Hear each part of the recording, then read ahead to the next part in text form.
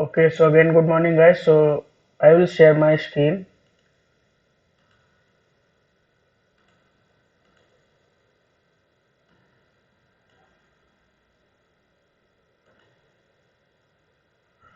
So these are the topics for today.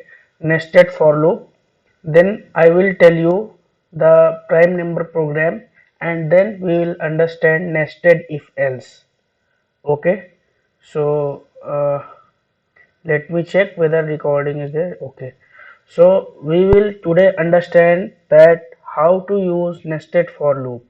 Okay, and the same process. First of all, we'll understand that this loop in pen and paper format. Then we will go to Eclipse, and then we will run my R code, and then after we will debug that code. Okay, so everything that we are going to learn, I will try to debug that so that you can understand the process. Okay, and also you practice, right? So if I am doing here, so that's not for my practice, that's for your practice, right? So just you should also do that. Okay, let me start a nested for loop. So what is nested for loop?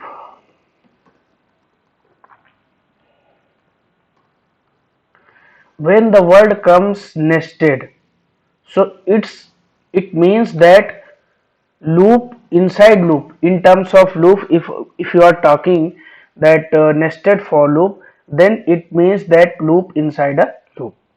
And why we need that? Sometimes it happens that we have to work in multiple variables, multiple conditions, and conditions under conditions, right? Means if I talk about just for example, if I say that print the prime numbers from 1 to 100, so loop should run from 1 to 100, because from 1 to 100 you have to print the prime numbers, and another loop will run for checking that number will prime or not, and that will be nested loop. Okay, and first of all our concern should be learn this topic. Then of course when we will use it, you will get it how to use that and where to use that. Okay, so nested for loop, if I talk about nested if else, then it means that it's actually if else inside if, right? If inside if, inside if, there can be uh, many levels, right? Not only single that if inside it, maybe three or four if inside if, right? So if I talk that check whether 5 is greater than or equal to 1 2 3 4 5 6 7 8 9 10, right? So first of all you will check with 1, then you will check with 2, then you will check with 3, then check with 4. So but if I will use loop for it, then it will be very easy, because 1 to 10 loop is running and number is increasing and matching. I hope you understand. Let's understand this loop first. So loop inside loop. So for suppose for integer I is equal to 0, I is less than equal to suppose 3, I plus plus, right? And this is my single for loop. Okay, if I put a loop inside this for loop, means this for loop is currently opening here and closing here. Between this opening and closing parenthesis, if I write a loop like for int j is equal to 1, j less than equal to 3, and j plus plus, then what is this? Is nested for loop. And I am explaining you for level 2, you can try it for 3 4 5 6, as many as you want. Okay, so there will be always use of it in future. Okay, so you should understand this carefully. Now the what are the rules of using this? See, inner loop will complete first once, of course here before this some line of code will be written. Okay, some code here. Okay, and some code after this also. Once it enters to this for loop, once it will enter to this for loop, first of all what will happen, it will enter and initialize the condition. Okay, let me put it here.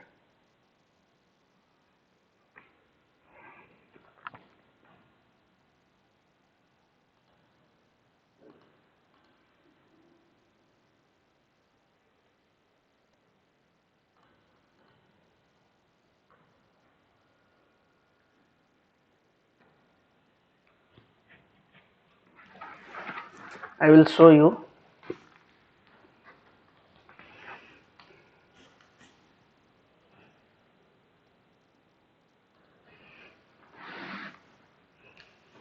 First of all, yesterday I have covered that how what the process is. This is actually outer loop. We say it's outer loop. Okay, guys, I will suggest you to join on time, because just like this I have to back the screen and then I will go and confirm you. So better to join before 7:15. Okay, so once I give class time 7:15, then you need to join at 7:10, 7 before 7:15, right? So that one, see, 7:26 is all about 7:26. So it's breaking up the flow of the class. Okay, so I'll suggest everyone to join on time. Okay, so here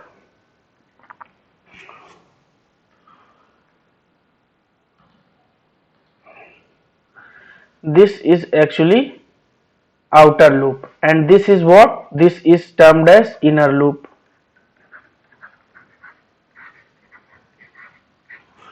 Okay, so this is your outer loop which is written first, and inside loop whatever written is inner loop.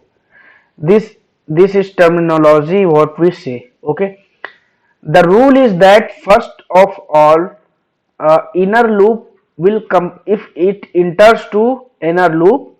Okay, then it will complete inner loop process first, and then it will go to increment outer loop. Okay, and this is normal, this is not rocket science. Okay, because if you know the rules of the for loop how it works, then it's very simple for you. Okay, but if you have missed yesterday's session, then you will face problem. So watch the previous session, that recording link I have given, and then you can watch that. Okay, so here it will first check whether the condition, what it will first initialize, right? So I is initialized by 0. Okay, so here I will write for you. Okay, let me first clear it and then I will write it. See, this is I and this is J. Okay, first of all it will come here, initialize, I value initialized by 0, right? I value initialized by 0. Okay, now then it will come here and check whether the value is true or false. So it is checking that 0 is less than or equal to 3. So 0 is less than 3, right? So it's correct. So if value is correct, then it will enter inside.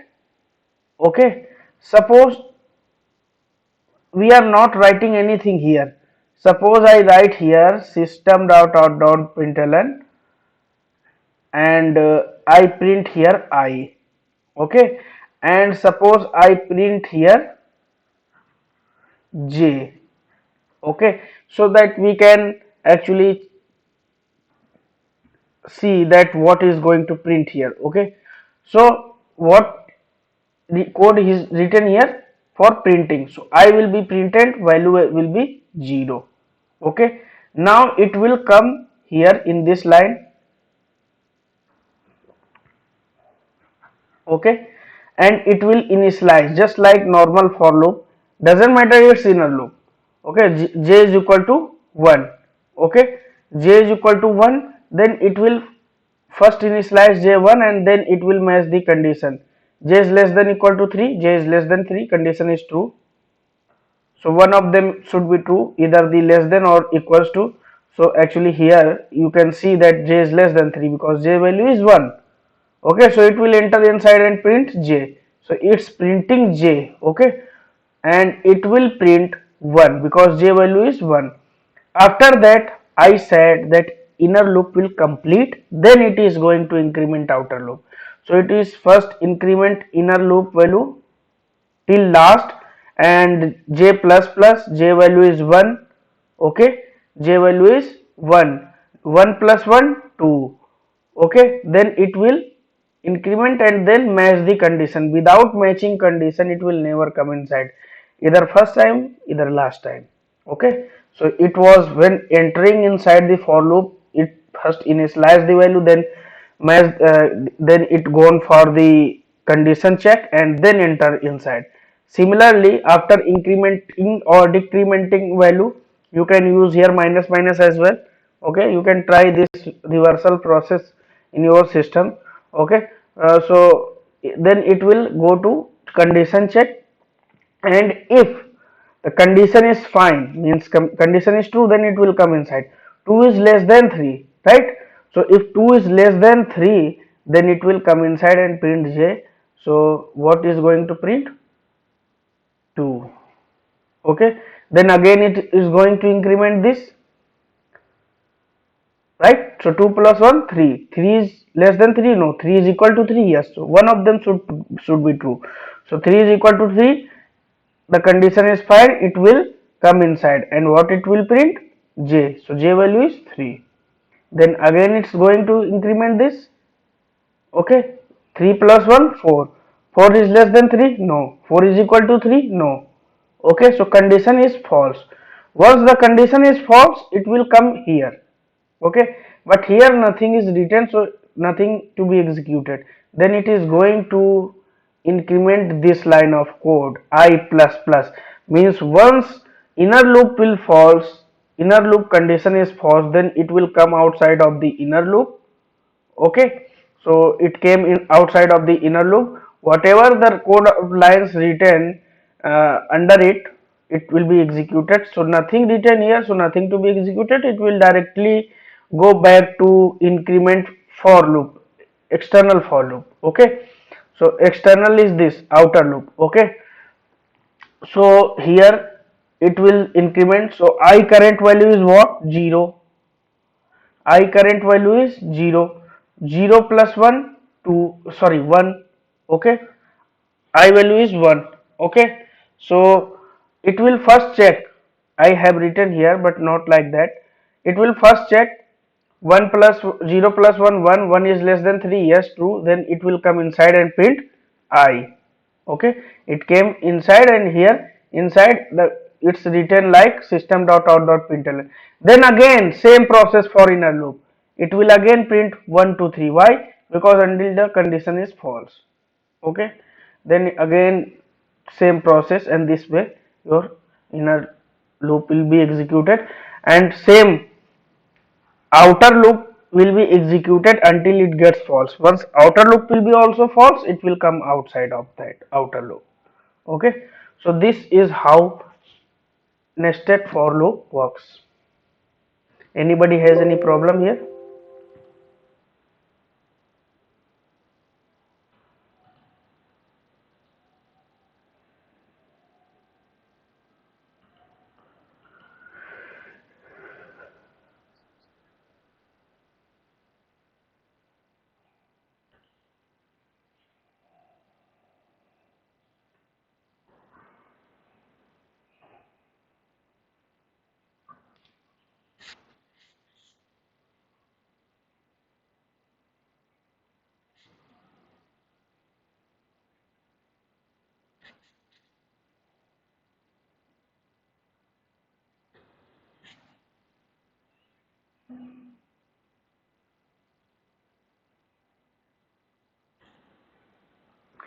See, value can be initialized only once, not only in for loop.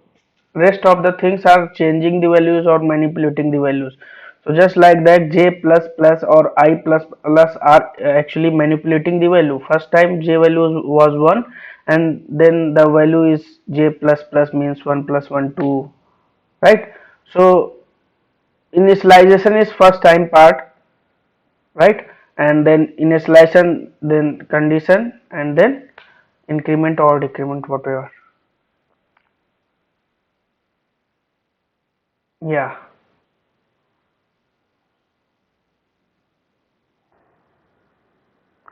Okay, so let's see it in Eclipse as well.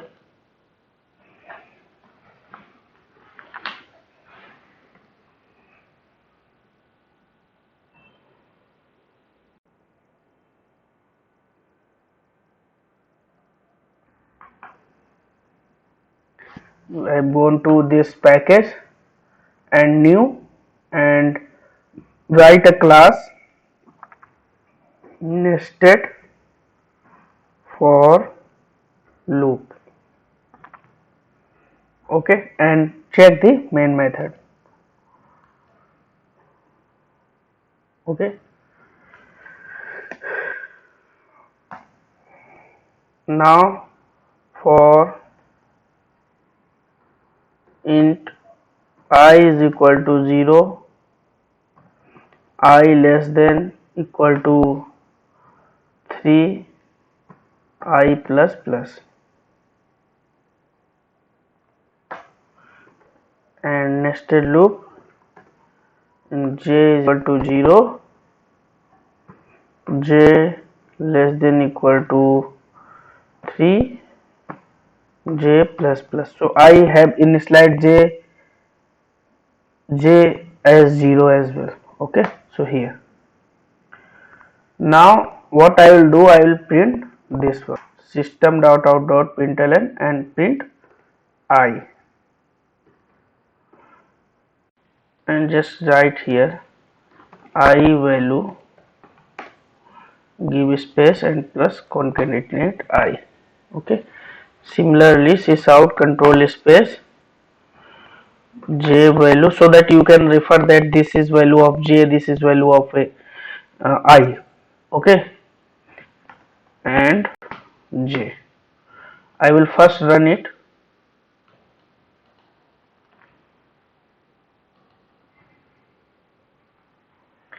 I value 0, j value 0, j value 1, j value 2, j value 3, right? So you can see in your result as well. First of all, I value, first of all, will enter inside for loop, then I value is 0, right? And condition is true, so it enters here. Okay, so and it then it printed I value, so I value is 0 currently. Then it came inside of here, and first of all it initialized j value is 0, then it is checking that j is less than or equal to 3, then yes, j is less than 3. Okay, then enters inside and print j, so j value 0. Okay, then it is going to increment this j plus plus, so j value will be 1, and once j value will be 1, it is checking whether 1 is less than 3. Yes, 1 is less than 3, then it is entering inside the loop, and then it's printing j value, so j value is 1. Next time 2, next time 3, but after 3 it is going to increment, j value will be 4. Okay, so j value, once it will be 4, then it is going to check the condition will not meet, fine, then condition is false, then it will come outside of the loop. Okay, and then it is going to increment outer loop. So I will put a debugger here, one over here, one over here, and then I will put a debugger here. Okay, now you will see. And also one thing I will do, just I will decrease some value, because again same thing, loop will run 5 times, then I need to explain 5 times. So just here like this, right click, debug as Java application. Okay, now you can see this is Eclipse is ready to debug your code. What you have to do is just this button, step over. Step by step you want to run your code. You don't want to see your results. So what you have to do, you have to put a debugger to find out where is the problem. Sometimes it happens we are not able to understand what this code is going to result. So in that case, step by step you will see and expect to see. Sometimes it happens that we are expecting that this way it will run, but that way it not run. Then how will we know that this is actually not working is in my desired way? So that we need to debug our code, and step by step we'll go, we'll find the problem. Because it's easy to find out the problem in others program, but in our program, whether you go and write it again, then it will be easy. Or if you are trying to find out your own mistakes, then it becomes difficult sometimes. Okay, so better to use debugger from day one, not wait for Selenium to start. Okay, so here because here if you will use, then you will understand where to use the debugger point, right? Everywhere you don't need to put out. Okay, so I will step over here. One, first of all, no method return value. Okay, then okay, guys, please mute yourself. Okay, so here just no method return value. Okay, arguments. Okay, so don't refer this, just step over first time. It came inside, you can see I value is 0. Okay, I value is 0, then here you can see the condition will be fine, then only enters inside, right? Okay, so once I will again step over, I value 0 printed here. Okay, you can see, then again step over, then j value is 0, condition is fine, then it enters inside inner loop, and it is showing you here j value is 0. Okay, again if I'll step over, then it will print this j value 0, and again it go on and increment the j plus plus, right? And the value will be 1, because 0 plus j value is 0, 0 plus 1 1, then it will match the condition, right? So 1 is less than 2, yes, true. So if true, then come enter inside, just step over one more, then you can see j value is changed. Okay, and it came inside it. Okay, now if you will step over, it will execute that line as well. Okay, j value 1, then again it came here, you want to execute this line, then step over, right? J value 2. Okay, so 2, yes, enter inside means the condition was fine, right? Again step over to execute this line, it printed this. Okay, now what will happen? J value is currently 2, now it is here. Okay, this line will first check 2 plus 1 3. Okay, of course the value is 3 as of now. Okay, just step over, and you can see that it came outside because condition is false this time. Okay, now it came here, increment I plus plus 1 0 plus 1 1. Let me step over to execute 0 plus 1 1. Okay, and it came in this line. If you want to execute, just step over and see you I value 1 printed. Okay, again it came inside this, j value is, if you will step over, then j value in slide by 0 again, and 0 is less than 2, so it will enter inside because 0 is less than 2, and came to execute this line. If you want to execute this, just step over, execute it, and you can see j value 0 printed. So just like this way you can see your debugger is running until all the values is printed. Same process whatever I explained. Okay, the last value is j value is 2. Okay, last value j value is 2 printed. Okay, then it will come outside of the loop because value will be false, then it will going to increment, and just because of this will be also false, because I should be also not greater than 2. So this will be also false, then it will come outside of the loop. So this way you can put your debugger, you can find out where is the problem. Okay.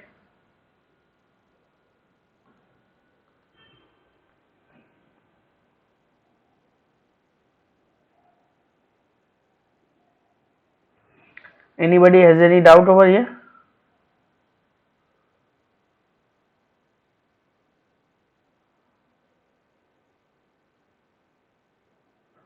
Okay. So what is coming in your assignments? This your nested for loop is completed. Okay, so here what you will do, suppose I print here I star. Okay, just comment this line and right click and run this code, then see all stars are printed. Then see, for changing the line you have print ln over here, ln. If you remove this ln, then line will be not changing. Okay, ln is for line break, and see in single line it's printed. Okay, now I will give you some assignments like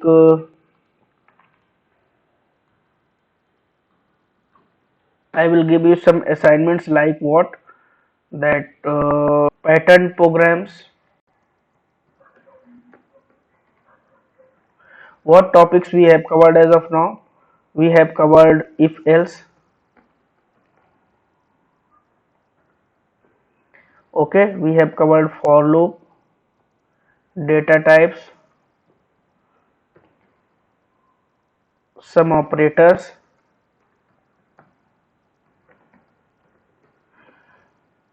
okay, and nested for loop. Okay. So these we have covered. Okay, so based on this you will be getting assignments like the pattern program, okay, and the some logic programs, and you can handle these logic programs by the help of these topics. Okay, nothing will be coming from out of this topic. Okay, so whatever I have covered, I will make assignment, give you two assignment only with those topics. So you have to complete for your practice. I am very slow as of now. Okay, because we just started the course, and if I directly uh, is I will give a pace here, then some you will find a problem to catch up the things, right? So I am very little bit slow, but from next week I will be increasing my pace. So at least some basic programs if you will write in this weekend, then you will, of course you will get some benefits from them, right? And all assignments will be given to you in the mobile app. The guys who are outside of the India or using the iPhones can email me. Okay, I will reply those assignment over email. Don't drop your email in personal chat. I miss many chats are there, so I actually missed that. Okay, so email I regularly check 7 p.m. evening. So that's 10 or 15 minutes for checking emails. Directly email. This is the email ID I am giving it to you. Please everybody note it down. Okay, any problem, any concern, drop here. I regularly give 15 minutes for checking your emails. Anybody has, I reply over there. Okay, but it's difficult sometimes to find out the your messages over WhatsApp. If I see that, I of course reply, but if I miss that, because more than 15-20 unusual messages comes in my mobile per day, so it's hard to check that. Okay, so better to drop an email.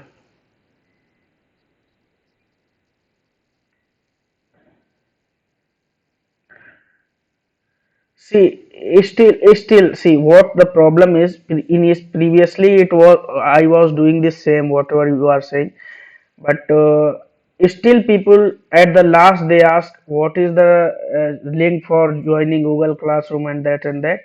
That's why I have mobile app created for you guys, and I have expend some amount over there.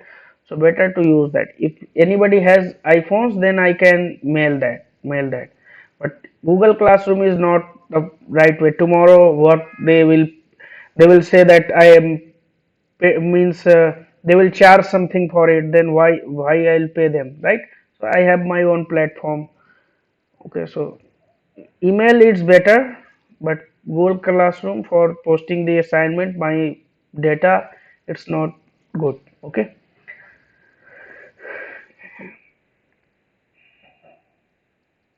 No, I will cover up the GitHub next week.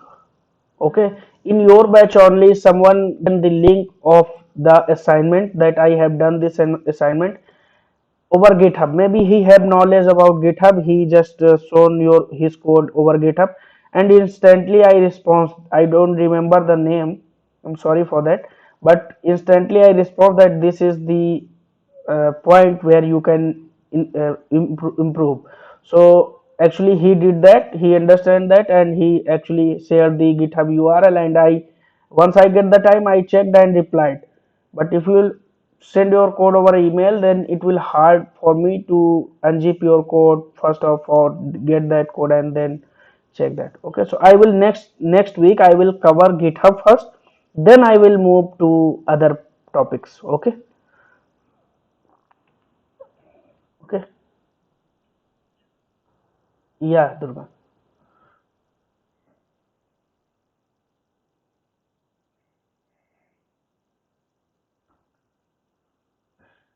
You want yeah, assignment you will get in mobile app.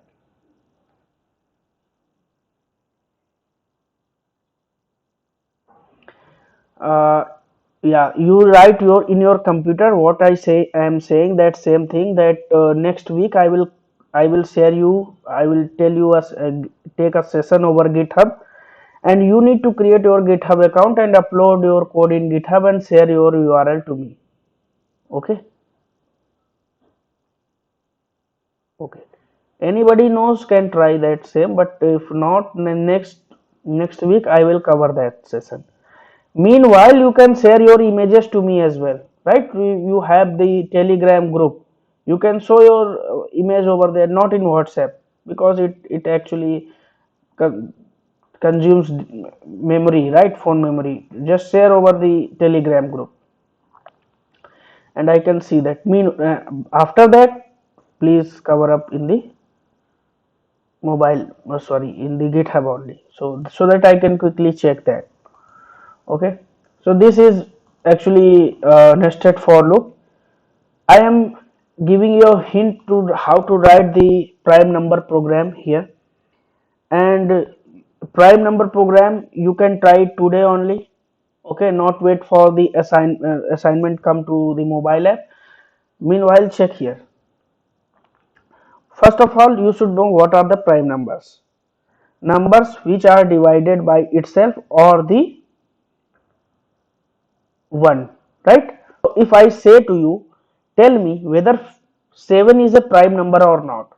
7 is prime number or not.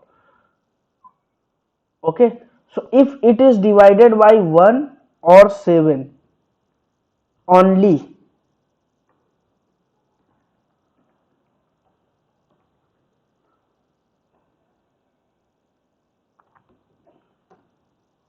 right? No other number can divide this 7, then this number is prime. Normal mathematics, I am not going too much of them, right? So here in programming terms, if you have to write the logic, then what we are going to use, if and else. Okay, so if, and also in last session I told you about modulus operator, right? So what modulus operator returns? It returns remainder. Okay, so if 7 modulus 2 not equals to 0,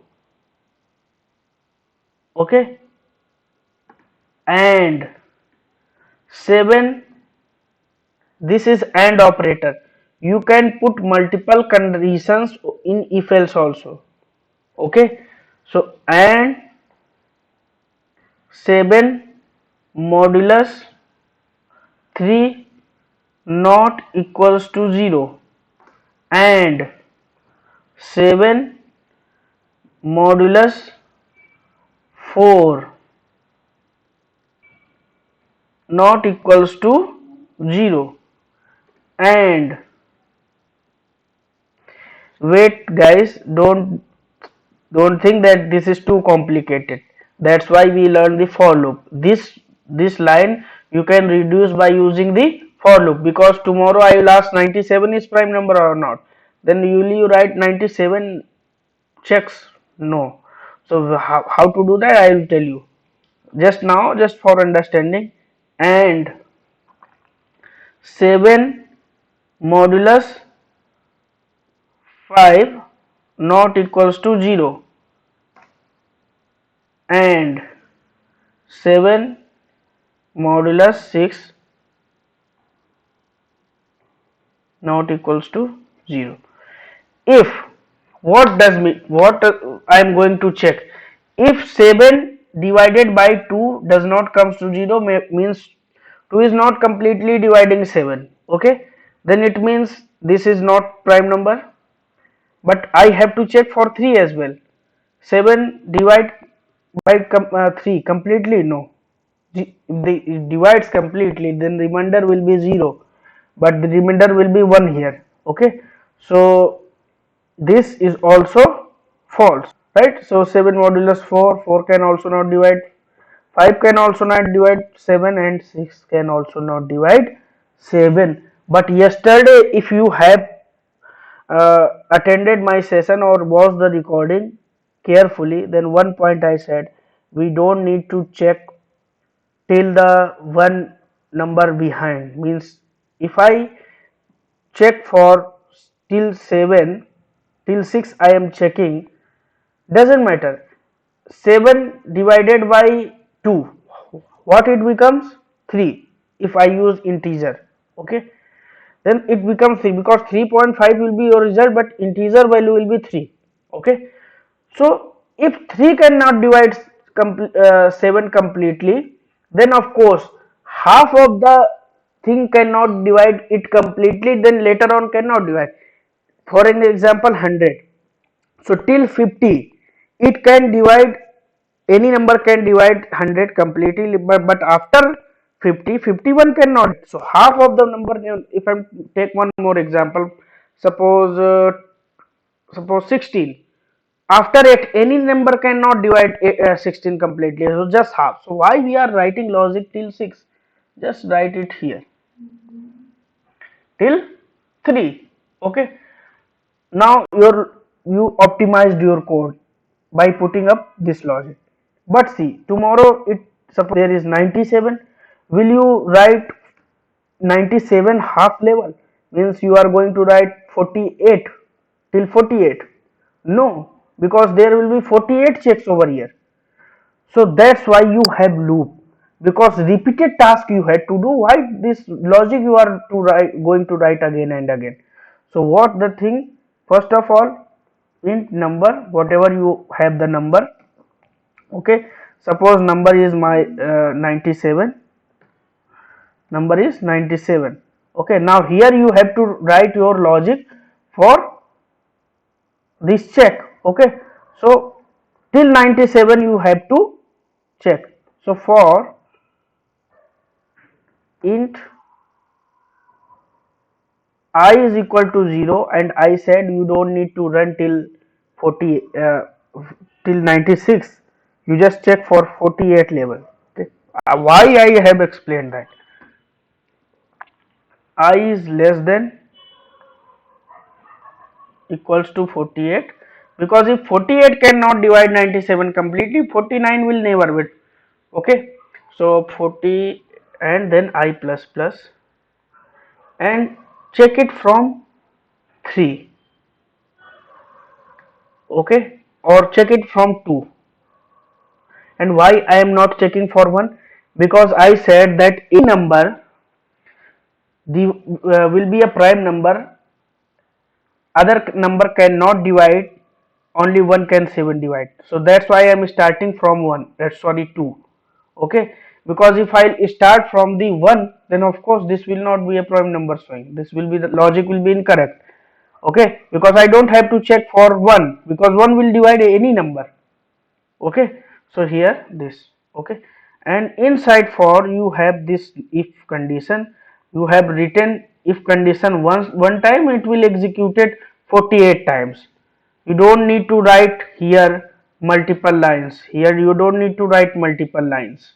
Okay, now here you have to put your logic, and that should be what logic?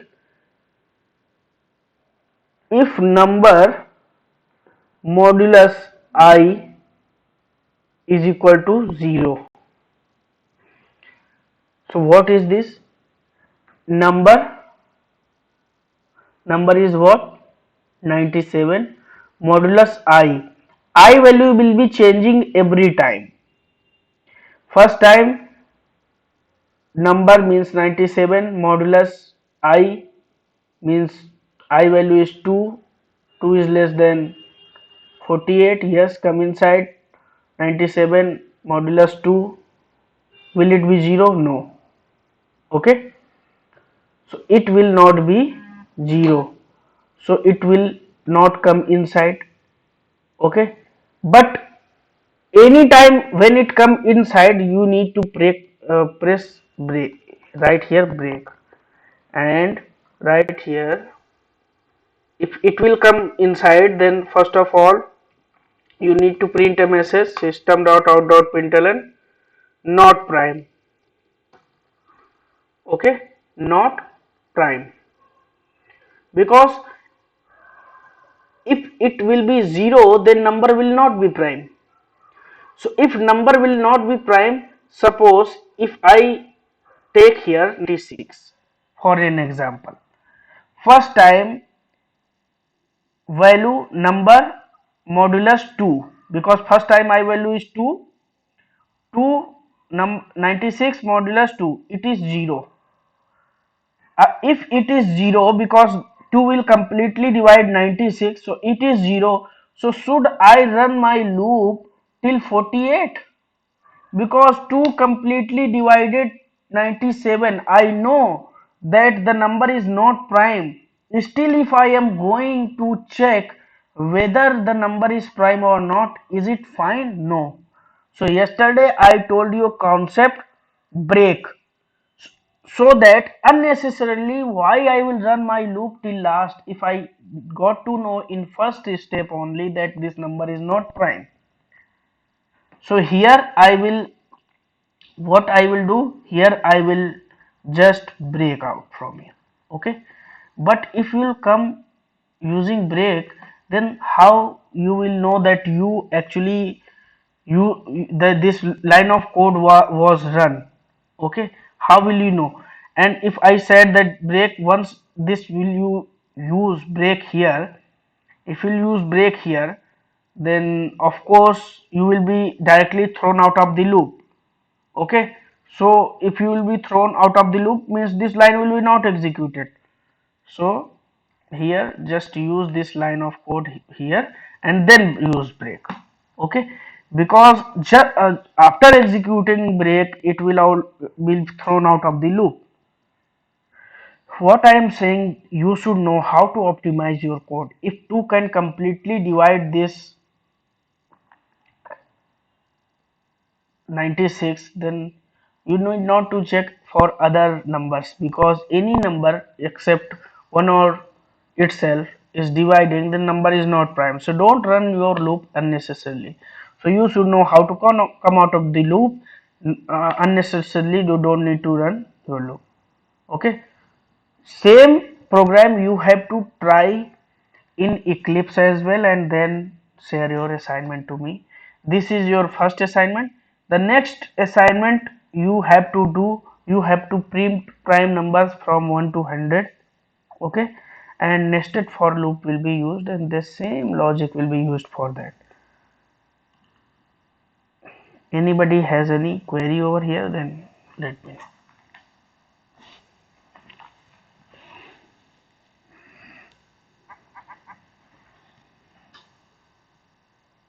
See, first of all, I would like to say that this assignment in initial sessions I am explaining, but assignment is not my task. Assignment is your task. But these are very basic.